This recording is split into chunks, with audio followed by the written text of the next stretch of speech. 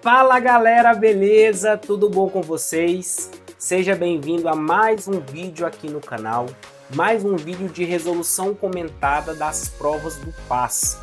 Vamos começar a resolver a prova do PAS 3 de 2024 e se você vai prestar esta prova, você precisa ficar neste vídeo para conhecer a reação de esterificação, que é bastante comum na sua prova.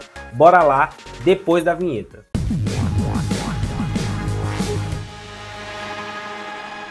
E é isso aí, ó. Como eu comentei com você, se você vai prestar a prova do PAS 3, e aí eu vou esticar, né? Se você vai fazer vestibular da UNB, Enem também, qualquer tipo de prova que tenha química, você precisa conhecer a reação de esterificação, que também é chamada de esterificação comum, esterificação de Fischer, né? Então você precisa conhecer essa reação e a consequência que ela gera, uma das, né? Que é a formação dos lipídios, dos triacilgliceróis, os óleos e as gorduras. A gente falou bastante sobre isso quando a gente resolveu aqui no canal uma questão da prova do Enem de 2021, falando da saponificação. Então se você não viu esse vídeo, ao terminar esse, eu vou deixar ali no final como sugestão para você ver, porque é importante. A reação de saponificação, ela está intimamente ligada com a reação de esterificação. Não são sinônimas, mas elas têm uma relação muito importante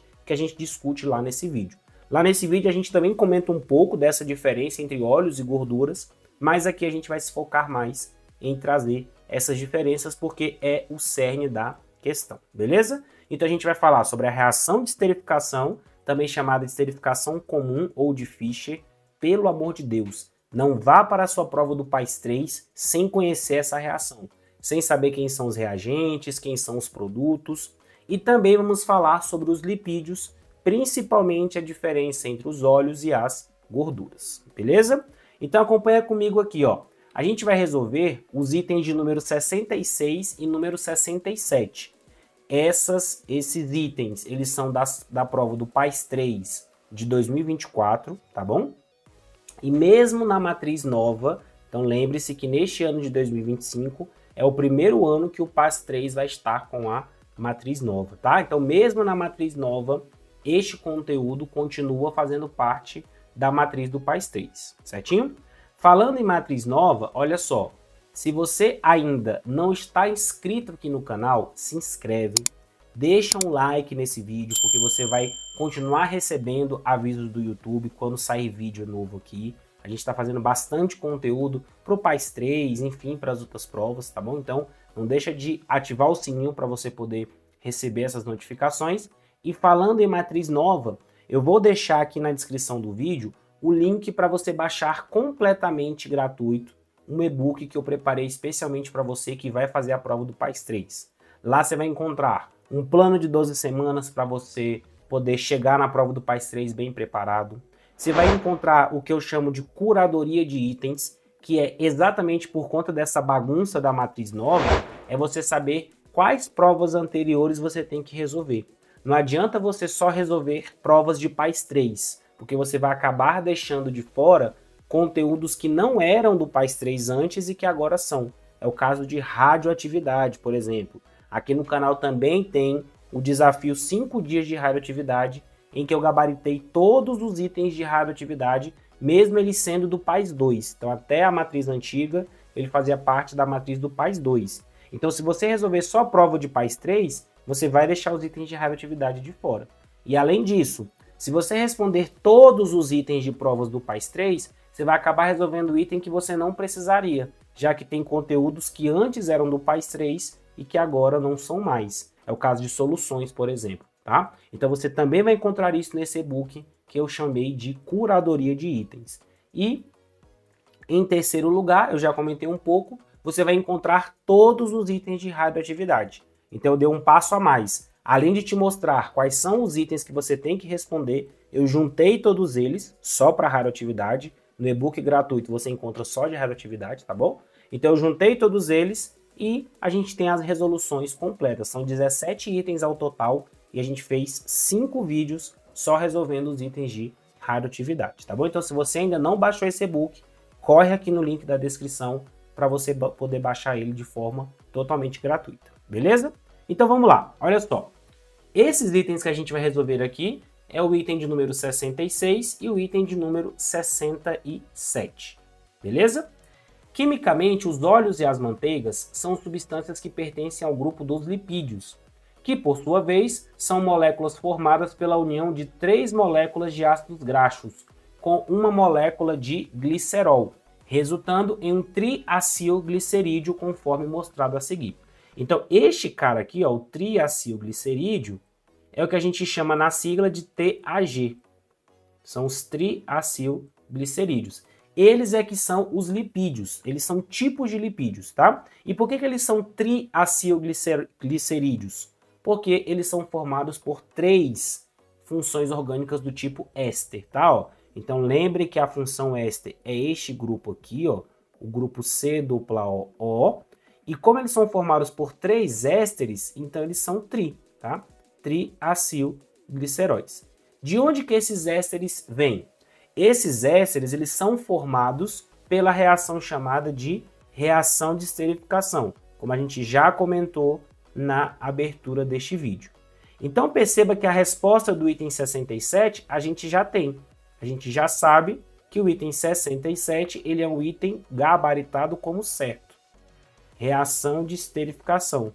É exatamente esta reação que dá origem à formação de um óleo. Uma vez que o óleo ele é um triacilglicerídeo, ele é um éster, ele é formado pela reação chamada de reação de esterificação. Em que consiste a reação de esterificação? A reação de esterificação ela tem como reagentes um ácido carboxílico e um álcool. Então, quando eu faço a reação entre um ácido carboxílico e um álcool, esse ácido aqui ó, é carboxílico, tá?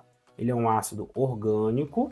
Então, quando eu faço a reação entre essas duas substâncias, os produtos desta reação são o éster, que é exatamente por isso que dá nome à reação, que é a reação de esterificação, e também gera uma molécula de água.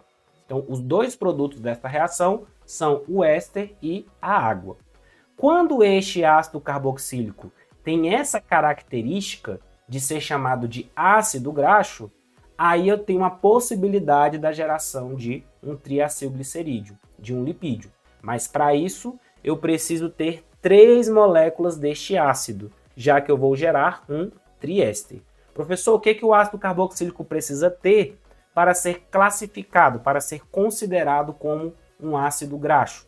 Ele precisa ter uma grande cadeia carbônica. Então, além de ser um ácido carboxílico, além de ter o grupo carboxila, C-OOH, que é o grupo característico dos ácidos carboxílicos, ele também precisa que esta cadeia R, esta cadeia carbônica, ela seja longa. Professor, longa quanto? Acima de 10 carbonos, tá? Então, no mínimo 10 carbonos para que este ácido carboxílico seja classificado como um ácido graxo. Quando você reage 3 moléculas deste ácido graxo, não com qualquer álcool, mas com este álcool aqui, ó, o glicerol, que tem 3 carbonos, por isso tem que ser com este álcool. Então, este álcool aqui, chamado de propanotriol, né, ou o nome usual dele, que é o glicerol, quando você reage essas 3 moléculas de ácido graxo com este álcool glicerol, o produto desta reação será um triéster, que é o que vai ser chamado de triacilglicerídeo, e 3 moléculas de água como sendo o subproduto. Detalhes sobre a reação de esterificação, que a gente comentou nesse vídeo sobre saponificação, mas eu vou comentar novamente. Se essa reação, pessoal, ela acontecer em meio ácido, esta reação será reversível. Então, é capaz de eu conseguir, a partir deste éster, reagindo com a água, gerar os meus reagentes originais, o ácido e o álcool. Como é que é o nome desta reação? Essa reação vai ser chamada de hidrólise ácida do éster. Se essa reação acontecer em meio básico, aí ela não vai ser reversível. Ela vai dar origem a uma reação de saponificação, como a gente já comentou nesse vídeo que eu estou falando da resolução da prova do Enem. Então, a hidrólise do éster, ela só será reversível se ela, a esterificação só será reversível e ela vai gerar a hidrólise ácida do éster se ela acontecer em meio ácido. Se ela acontecer em meio básico, ela vai ser irreversível e ela vai dar origem a uma reação de saponificação. Se você quer saber mais sobre isso, dá uma procurada aqui no canal que você vai encontrar esse vídeo sobre a reação de saponificação, tá bom? Então, neste caso, o item 67 ele é um item correto. A reação de formação de um óleo a partir de glicerol e ácidos graxos é uma reação de esterificação. Quem são os reagentes? Ácido mais álcool. Quem são os produtos? Éster mais água. Se ela acontece em meio ácido, ela será um processo reversível. Beleza? Agora vamos para o item 66. Os óleos são líquidos a temperatura ambiente porque suas cadeias carbônicas são, em sua maioria, saturadas, ao passo que as manteigas são sólidas porque elas contêm uma maior proporção de insaturações em suas cadeias carbônicas. Eu também comentei sobre isso neste vídeo lá da saponificação, mas comentando novamente, este item aqui, ele é um item gabaritado como errado. É exatamente o contrário, pessoal. Olha só, a diferença entre os óleos e as gorduras, que as manteigas se encaixam, né, nessa classe das gorduras, a diferença entre eles são basicamente duas. Primeiro é a origem desses lipídios. Os óleos, eles têm origem vegetal, enquanto que as gorduras, eles têm origem animal. Essa é a principal diferença entre os óleos e as gorduras. Óleo de soja, óleo de canola, óleo de girassol, óleo de algodão. Então, os óleos eles são de origem vegetal, enquanto que as gorduras elas são de origem animal. Banha de porco, a manteiga, óleo de fígado de baleia, né? Então, essas gorduras, por mais que eu chame óleo, né? Mas é classificado como gordura, eles são de origem animal. Essa é a principal diferença.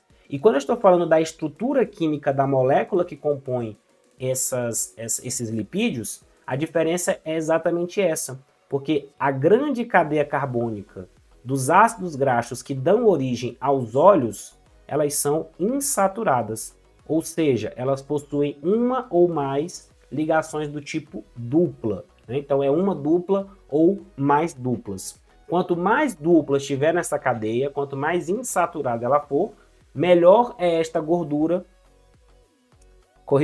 melhor é esse lipídio, né, para a nossa saúde.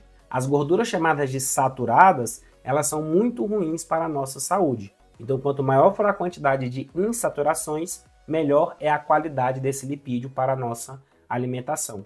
Neste caso, ó, os ácidos graxos que dão origem às gorduras possuem suas cadeias saturadas, não possuem ligação dupla, possuem somente ligações simples. E aí isso vai gerar uma consequência no estado físico em que eles se apresentam na natureza. No caso dos óleos, como eles têm uma grande quantidade de insaturações, então eles tendem a ser líquidos na temperatura ambiente. Por isso que a gente deu exemplo aqui, óleo de soja, óleo de canola. Enquanto que as gorduras, por serem saturadas, elas tendem a ser sólidos ou sólidas, né, na temperatura ambiente, que é o caso da manteiga.